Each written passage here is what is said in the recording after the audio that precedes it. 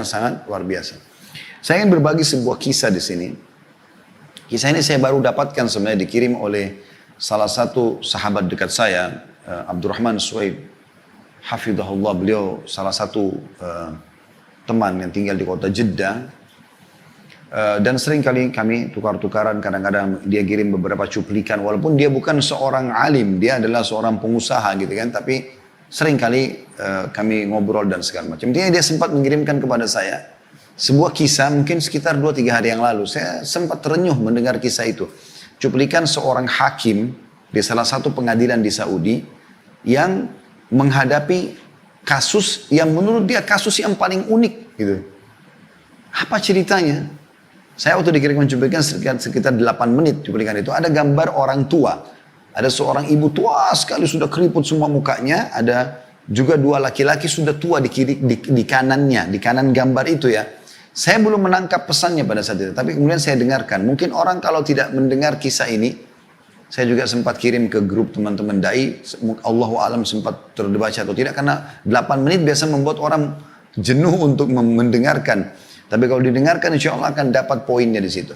Nah di situ hakimnya sendiri berbicara, dia mengatakan salah satu yang paling unik yang saya pernah temui dalam pengadilan, dia menjadi hakim puluhan tahun gitu. Dia bilang datang seorang yang menurut saya sudah tua, waktu itu lebih tua daripada si hakim, umurnya 60 tahun. Sudah sangat tua, jenggotnya sudah putih, datang, ya, kemudian mendekat kepada hakim, masuk di pengadilan, lalu dia mengatakan, saya punya keluhan hakim. Kata hakim, apa keluhanmu? Dia bilang, keluhanku aku mengeluhkan saudaraku, kakakku. Kata hakim, awalnya saya berpikir, umur 60 tahun, mau mengeluhkan kakaknya, masalah apa ini? Gitu. Sudah sangat tua gitu. Orang bertengkar mungkin antara 20 tahun sama 30 tahun, 40 tahun. Mungkin masih kadang-kadang masih terjadi. Ini 60 tahun. Berarti kakaknya lebih tua. Kata hakim, berapa umur kakakmu? Dia bilang 65 tahun. Apa permasalahan kalian? Kata dia, ceritanya adalah saya menjadi tentara selama 30 tahun di daerah Tabuk. Tabuk cukup jauh. Di pinggiran Madinah, di pinggiran Saudi, perbatasan. 30 tahun. Dan saya memiliki seorang ibu yang tua. Ibu ini saya titipkan atau dijaga oleh kakak saya yang 65 tahun yang sedang saya keluhkan itu. Kata hakim, lalu apa yang kau keluhkan? Kakakmu menjaga ibumu dan kau pun menjadi askar. Kata dia, iya, ceritanya adalah selama 30 tahun itu saya selalu membagi gaji saya. Setengahnya saya pakai untuk kebutuhan, setengahnya saya berikan untuk kakak saya dan ibu saya. Selama 30 tahun dia bilang, saya pun kebanyakan menghabiskan waktu di wilayah sana. Sekarang saya sudah pensiun. Lalu saya datang ketemu dengan kakak saya dan ibu saya, dan saya bilang sama kakak saya, sudah 30 tahun kamu berbakti sama ibu kita. Dan saya sekarang minta mohon kepada kamu agar memberikan kesempatan kepada saya berbakti sama ibu sebagaimana kau sudah berbakti. Saya cuma minta ibu ini pindah ke rumah saya sekarang. Lalu hakim, tiba-tiba kakak saya menangis, lalu mengatakan, demi Allah kau tidak akan pernah bisa merebut ibu dari aku. Kata si adik, saya bukan merebutnya, saya hanya sekedar mau memindahkan dia ke rumah saya dan Anda bisa ketemu sama dia setiap saat. Kau bisa ketemu sama dia setiap saat. Kata kakak saya, demi Allah kau tidak akan pernah bisa merebut ibu dari saya. Sebaliknya kau yang datang kepada saya di rumah ini. Saya tidak akan mungkin melakukan itu. Dia ulangi lagi, dia bilang, saya ulangi lagi, Kak, saya hanya memindahkan dia ke rumah saya supaya saya bisa merasakan kenikmatannya berbakti sama ibu sebagaimana engkau telah menikmatinya 30 tahun. Kata kakak saya, kau sudah mendapatkan pahala kami. 30 tahun kau mengirimkan setengah gajimu. Maka sekarang biarkan ibu sama saya. Jadi subhanallah kata hakimnya, selama ini orang bertengkar antara saudara memperebutkan warisan, memperebutkan kedudukan, atau apalah. Ini memperebutkan di umur 60 sama 65 tahun, siapa yang lebih bisa merawat ibunya. Itu luar biasa gitu. Hakim ini menceritakan sambil meneteskan air mata, di suaranya itu kayak agak paro gitu. Lalu dia bilang, saya pun mengatakan sama dia, baik, coba panggil kakakmu sama ibumu ke pengadilan. Kata dia, baiklah. Dipanggil lah, dia bilang. Terjadi kejadian yang luar biasa, dia bilang sampai satu pengadilan meneteskan air mata gara-gara kisah mereka. Dia bilang pada saat masuk, dia bilang, demi Allah, saya belum pernah melihat ada anak berbakti seperti kedua orang ini. Ibunya digendong oleh keduanya, setengah tubuh ibunya dari pahanya dipegang oleh yang adik sebelah kiri dan si kakak pegang sebelah kanan. Mereka sama sekali tidak ingin ibunya menyentuhkan kakinya ke tanah.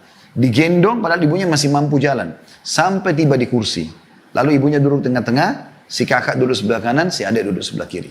Kemudian saya mulai bertanya, ada masalah apa kalian? Ditanyalah kepada si adik, dia bilang, saya tanya kepada si adik, adik ini tentu punya 60 tahun ya.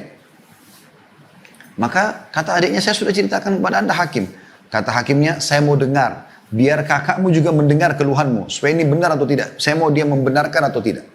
Diceritakanlah kembali ceritanya, kemudian hakim bertanya kepada si kakak, bagaimana menurut kamu? Kata si kakak, benar apa yang dikatakan oleh dia. Dia membantu kami 30 tahun, dan ibu adalah tinggal bersama dengan saya. Namun demi Allah wahai hakim, saya tidak akan pernah melepaskan ibu saya untuk tinggal sama dia. Dia boleh datang silakan. Tapi saya tidak mau kehilangan peluang ini. Gitu ya. Dan saya sudah membahasakan kepada adik saya, demi Allah kau hanya bisa memindahkan ibu ke rumahmu kalau melalui pintu mahkamah, pengadilan. Oleh karena itu dia datang kepada anda. Kata hakim, saya belum pernah menghadapi masalah seperti ini. Bagaimana memecahkan masalah antara dua anak yang beributkan ibunya. Lalu saya balik kepada ibunya, saya mengatakan, ibu, tengahi di antara mereka. Kata ibunya, saya nggak bisa wahai anakku. Dia bilang kepada hakim anak, karena ibunya juga sudah tua. 80 tahun lebih malah umur ibunya. Yang ini ditunjuk si kakak, mata sebelah kanan saya. Yang ini si adik, mata sebelah kiri saya. Dua-duanya ini berbakti sama saya. Saya tidak tahu harus menengahi mereka bagaimana. Maka saya pun berkata kepada si kakak, kalau saya melihat kasusnya, seharusnya memang adikmu punya hak. Dan kau bisa datang ke rumahnya. Dia punya hak untuk dibagi waktu sekarang. Karena si adik mengatakan, saya betul-betul hanya berharap sisa umur saya bisa berbakti kepada ibu saya. Maka setelah saya putuskan seperti itu, terjadi sebuah goncangan di pengadilan. Si kakak tiba-tiba menangis terisak-isak, lalu datang ke arah adiknya, mencium tangan adiknya, mencium lututnya adiknya, lalu memohon-mohon supaya ibunya jangan dipindahkan rumahnya. Sambil menangis, karena tangisan si kakak ini kami semua satu pengadilan nangis. Gitu.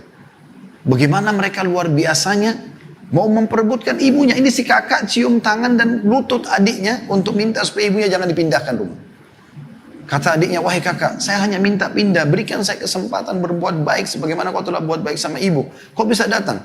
Setelah dia tahu adiknya tidak mau lagi melepas kesempatan itu, maka dia pun berkata kepada hakim, wahai hakim, saya akan menerima ini, tapi dengan syarat satu. Dia pegang tangan adiknya, dia mengatakan, ambil janji kepada adik saya ini atas nama Allah, dia akan berbakti pada ibu saya sebagaimana saya berbakti dulu. Apa yang saya buat di rumah, bersihkan kotorannya, urus pakaian, semua ini dia tidak boleh ubah itu. Dia harus buat bahkan bisa lebih baik daripada itu. Maka si adik pun berjanji, akhirnya pengadilan ditutup. Dan kata hakimnya, pada saat mereka keluar dari pengadilan, dua-duanya menggendong ibunya, ya, membagi dua tubuh ibunya, setengah yang pegang satu, yang satu lagi pegang sampai mereka keluar. Dan ini sebuah kisah yang luar biasa. Di zaman kita sekarang di mana banyaknya kedurhakaan pada orang tua, justru ada orang-orang yang seperti ini masih dalam fitrahnya. Di umur tua pun mereka tidak mau sia-siakan masalah itu. Ini luar biasa teman-teman sekalian. Nah, ini harusnya menjadi sebuah ibrah bagi kita, bagi yang punya orang tua. Jangan karena orang tua kita seorang pejabat misalnya, atau orang yang punya kemampuan, lalu kita anggap, oh orang tua saya mampu, saya nggak usah bakti. Akhi dan ukhti. Berikan makanan, berikan kue kesukaannya, berikan sarung, pakaian, apa saja, sabunnya, sampunya. Lakukan sesuatu yang kau mampu, mumpung mereka hidup. Pada saat mereka meninggal, peluangmu akan lebih kecil, walaupun bisa dengan mendoakan, menziarahi kuburnya, dengan bersedekah buat mereka. Tapi semasa hidup kau bisa mendapatkan ekstra.